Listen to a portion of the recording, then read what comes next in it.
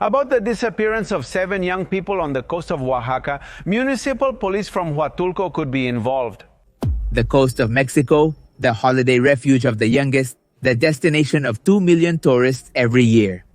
And the favorite protagonist of Instagram postcards.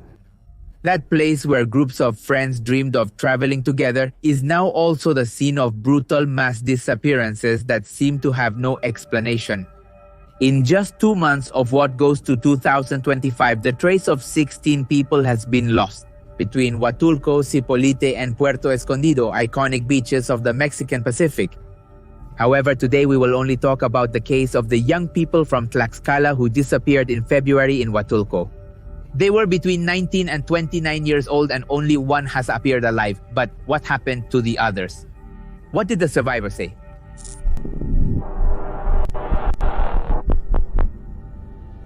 On February 28, Leslie Noya, 21, Jacqueline Mesa, 23, Raul Gonzalez, 28, and his girlfriend, 28, disappeared from Cipolite.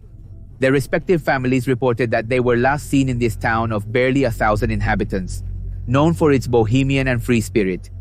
Andrea Cavazos, Jacqueline's mother, stated that her daughter was taken during the night. The post in which she asked for the community's help ended in a heartbreaking way. 2 little ones, aged 5 and 3, are waiting for her. However, her children never saw their mother alive again. While only one person has appeared alive, I also reported it, Brenda Salas. At the same time, 2 other families were screaming in desperation in Huatulco, the paradise of the 9 bays, one of the regional jewels. They reported to the municipal police that Brenda Salas, 19 years old, and Angie Perez, 29, had been taken. According to their testimony, they had been beaten and moved to another location. Painfully, the count of the missing did not end there. There were 4 more missing in the same days: Guillermo Cortez, Jonathan Uriel Calva, Marco Antonio Flores, and Rolando Armando Evaristo, who were between 22 and 29 years old. Of them, it was not known where or when they were taken, but something told the relatives that they all must have something in common. The mass kidnapping of these young people could not be a mere coincidence. The 10 youths hailed from neighboring municipalities in Tlaxcala, central Mexico. Though it was uncertain if they knew each other before, their lives ultimately intersected. On Sunday, an abandoned car with 9 bodies was found on a road on the border of the states of Puebla and Oaxaca. 4 women, 5 men. On the first Sunday of March, the bodies of 9 of them appeared together in a black Volkswagen on the edge of the Coagnopalan Highway, Oaxaca, near the Calapa Bridge in the municipality of San Jose Miahuatlan in Puebla. In a strangeness that no authority has yet explained. By the way, the attackers left a survivor, Brenda Salas. She was also in Puebla like the rest, but she was the only one who was alive, as I tell you. After hours of suspense about the identity of the bodies, the Puebla prosecutor's office confirmed the identities of the 9 lifeless young people. Like Angie Perez, Leslie Noya, Jacqueline Mesa, Yamile Lopez, and her partner, Raul Emanuel Gonzalez, Ruben Antonio Ramos, Guillermo Cortez, Rolando Evaristo, and Uriel Calva. Some bodies were inside a parked vehicle and others on the road. But the end of these 9 young people was not heartbreaking only because their search ended in the worst way. Their deaths were not quick, experiencing the worst suffering in the last moments of their lives. The victims reportedly exhibited signs of suffering. Among the terrible findings, a bag with 16 hands was found, and in the trunk of the car were 4 bodies which also had bullet wounds. But the questions here are, why had they made them suffer in this way? Did their executioners want to leave a message?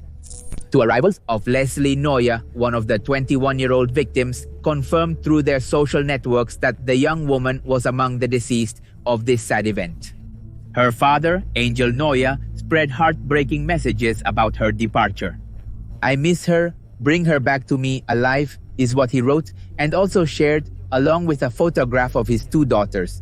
"Someday I will hug you. As agreed, go find your uncle and watch over us from heaven."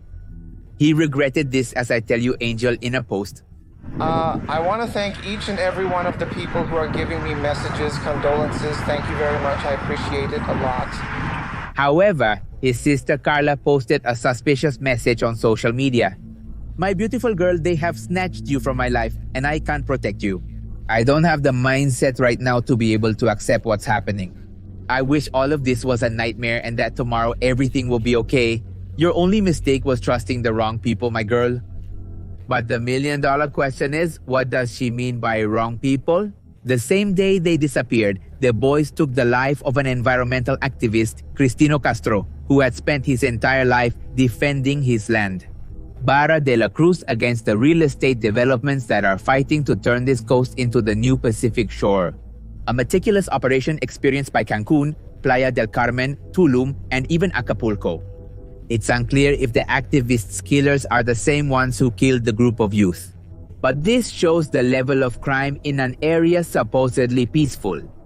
Also, that same weekend, a businessman from Huatulco, Jose Alfredo Lavariega, known as El Hocha, appeared lifeless, whose end has been tried to link to the disappearance of the boys from Tlaxcala. And this fact has become a key piece in the disappearance of the group since some of the young people had been staying at his lodging. The same day the bodies were found, Yoka's body was found with severed hands and 8 gunshot wounds inside his vehicle in Barra de Copalita. In the municipality of San Miguel del Puerto, on the Oaxacan coast, about 15 kilometers from Huatulco, a cardboard sign accusing him was found on his body of being a thief. That Hoxa had his hands detached just like the young people could be the modus operandi of the killer or killers behind these events that could be linked. How do I tell you? Former candidate for the mayor of Huatulco for the Social Encounter Party and accused of being the leader of a gang of assailants of account holders and businesses called the Zacapuaxlas. On social networks, chats from a WhatsApp group called the Zacapuaxlas chat were also leaked, formed by criminals to plan a series of crimes on the coast. They are taking photos of the cars, although they do not mention who or who would be taking them. They also write that they are waiting for Hocha to arrive, the alleged leader of the gang.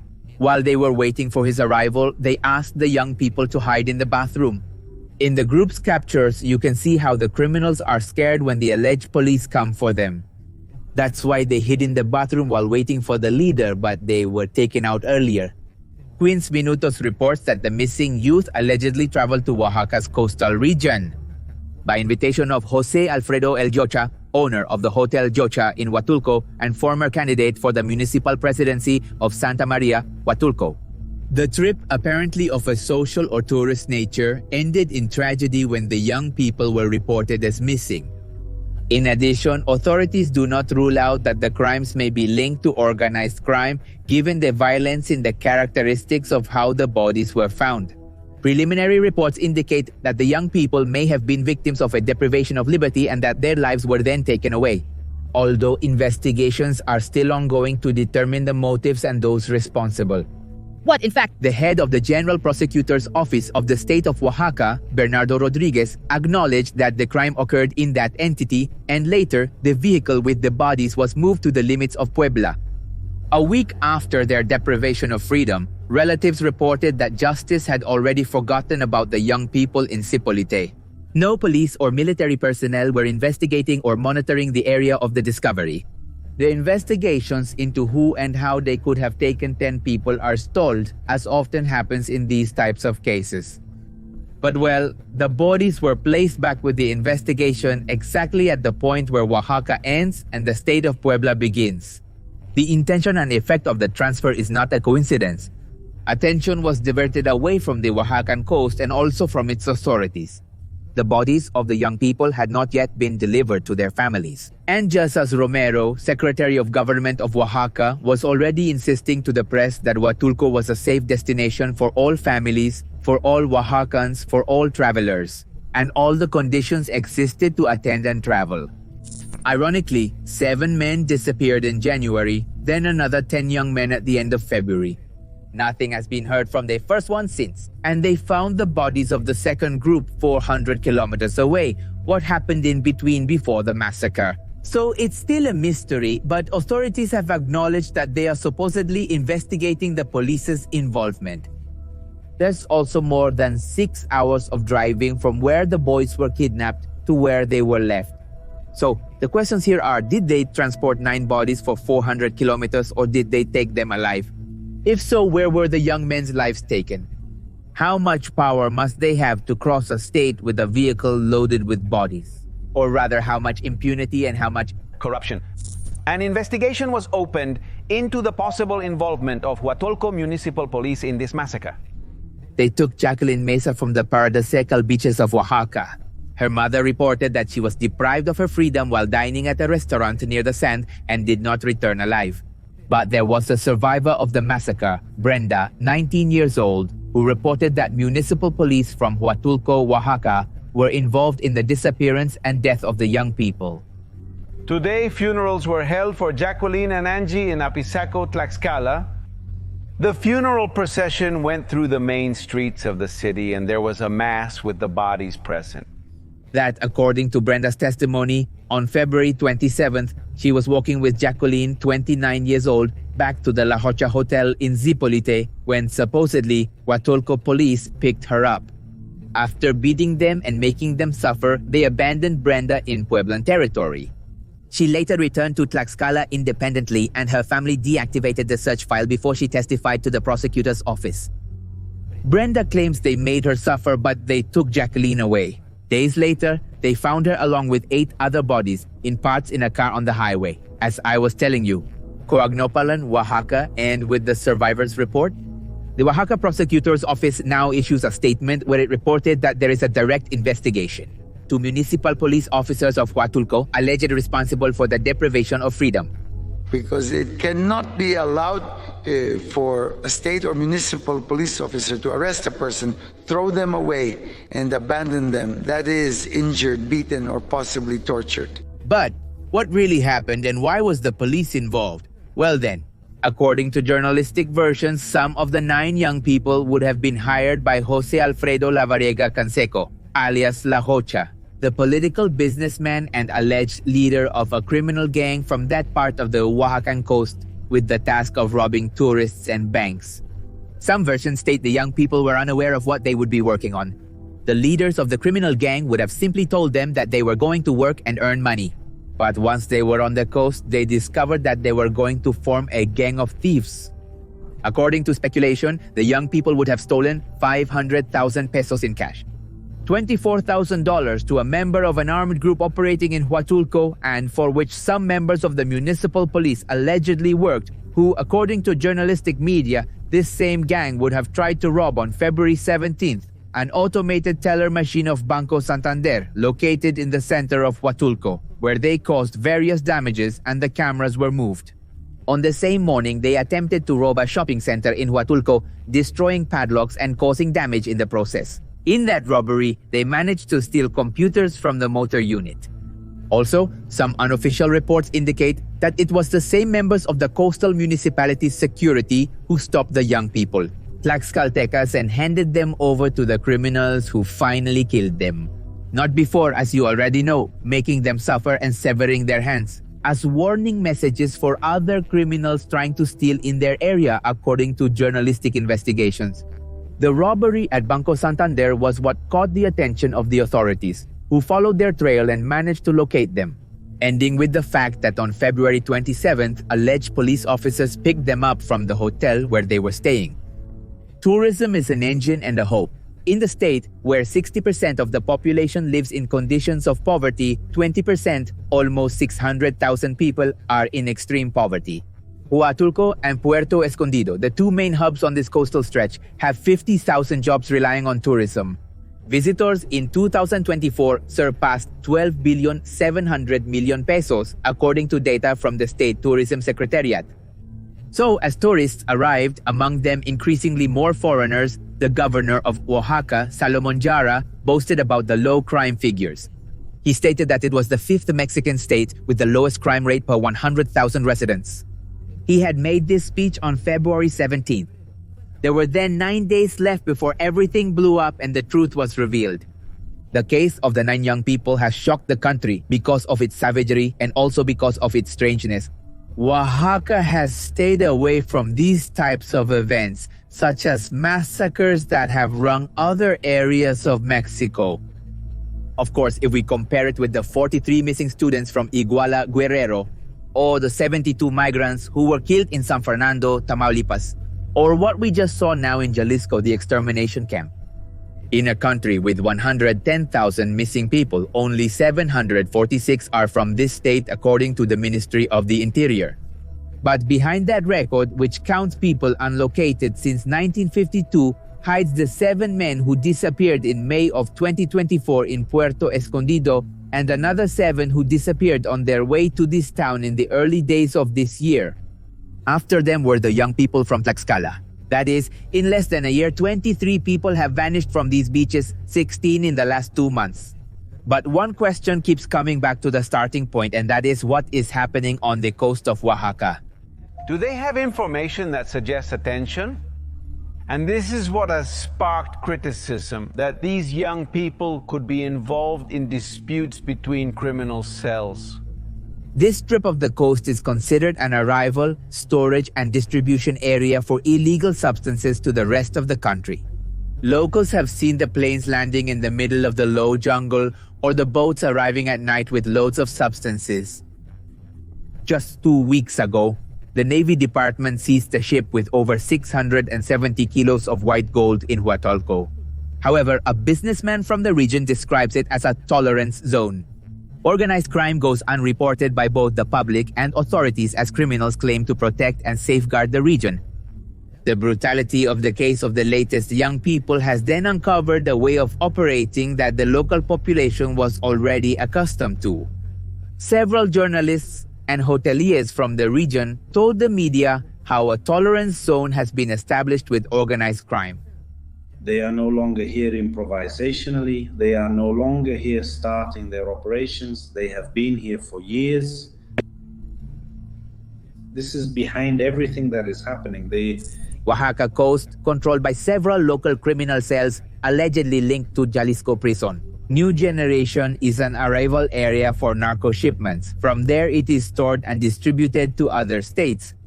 Apparently, the narco leaders in the area prohibit theft and floor charges. They do not approve substances like crystal or abuses against women. Excesses are not allowed because they supposedly scare away tourism and bother the business. This routine, which is neither new nor unique on the Oaxacan coast, is in fact also in Quintana Roo, allows crime to take hold. Everyone knows the consequences of breaking these rules. But did the young people then go out of their way to steal when it was forbidden in the area?